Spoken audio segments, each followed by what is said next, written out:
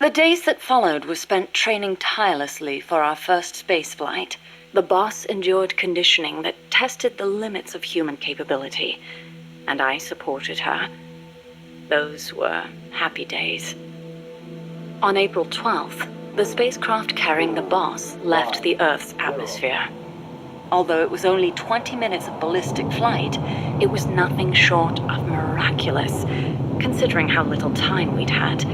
The first human in space. We were ecstatic. Then something went wrong. The re-entry angle was slightly off, warping the outer hull. The cause was clear. It was the hastily constructed window we'd installed. Her capsule missed the projected splashdown point by a long shot. As we raced towards the capsule, a breaking news broadcast came over the radio. It was the news report of the successful launch of the Vostok rocket, piloted by the cosmonaut Yuri Gagarin. They'd beaten us into space by the slimmest of margins. When we arrived, the capsule had already disappeared beneath the waves. The boss was floating on the surface. I can't really recall what happened next. They told me later that I gave a strange scream and plunged into the sea, not caring whether my skin would burn. She didn't wake up. Her entire body was bruised, burnt, scorched by cosmic rays. It was a miracle she was still alive. Every day, propaganda boasting of the shining accomplishment flowed out of the Soviet Union. The hardest part was having to read the report the next morning from Izvestia, the Soviet governmental paper. Written there after the report were those legendary words of Major Gagarin: "The Earth is blue." The person who should have said those words, though, was incapacitated, confined to a bed. NASA opted to pretend the flight had never happened. The Soviets had orbited a man around the Earth and returned him safely. We'd barely managed to escape the atmosphere and achieve ballistic flight. Even worse, the pilot was horribly mangled and the spacecraft lost altogether. As they saw it, covering it up was the only alternative to seeing the nation's pride dealt yet another blow. I've been told military records show the boss was taking part in the Bay of Pigs incident at the time. They were that desperate to erase the whole affair. In the end, Alan Shepard's ballistic flight 1 month later became known as America's first space flight. Shepard's flight owed its success to insights earned through the boss's sacrifice. But to me, none of that mattered. I prayed day and night for her recovery, never leaving her side, not even for a moment. Then, as summer ended and the chill of winter approached, she spoke. "Give me water."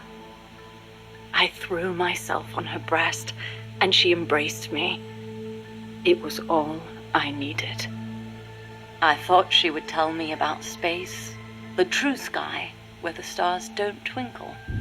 But the only thing she'd speak of was Earth, our home as she'd seen it from space, so fleeting, so irreplaceable. I was ashamed. I'd been enamored for so long with the sky that I never thought to look beneath my feet, at the ground upon which I stood. As soon as her rehab was over, she was gone. It happened without warning. No one informed me, and the higher-ups wouldn't say a word. It wasn't so strange or surprising, really. I simply assumed she was off to complete her next mission, because she was loyal to the end. Since then, I've devoted myself to researching artificial intelligence, so that no one will ever have to make her sacrifice again. No human being should be asked to take on a mission that dangerous. Next time, I'll be the light that shines on someone else. I still wonder why she opened up to me on that chilly night in Florida. That operation was top secret, even if it was all in the past. I like to think it was because she trusted me. But that's probably not the case. She wanted someone to listen, and I don't think that someone was me. Those faraway eyes, the tone of her voice, like she was talking to her own child. Those things made it clear that she was speaking to someone else. I found myself envying that someone. 4 years later, I learned of her death. A traitor's death, no less. She'd stolen an American nuke and defected to the Soviet Union, where she was killed by her former apprentice. Or so I was told. I refused to believe it. She'd never do such a thing. I could think of only 2 possibilities. Either she really was trying to bring East and West together, or she truly did want to be killed. She believed the world is not the way it's supposed to be, that it's been unbalanced by the tenuous peace offered of nuclear deterrence, and that she was to blame. Perhaps her death was an act of atonement. She was loyal to the end, to our world.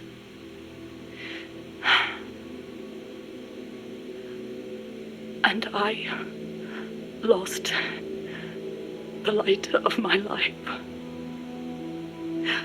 I now find myself victim to an incredibly irrational emotion of my own. That someone, the one she wanted to confess her sin to, could it be the one who took her life? The very thought drives me utterly mad with jealousy. One day, I will discover the truth.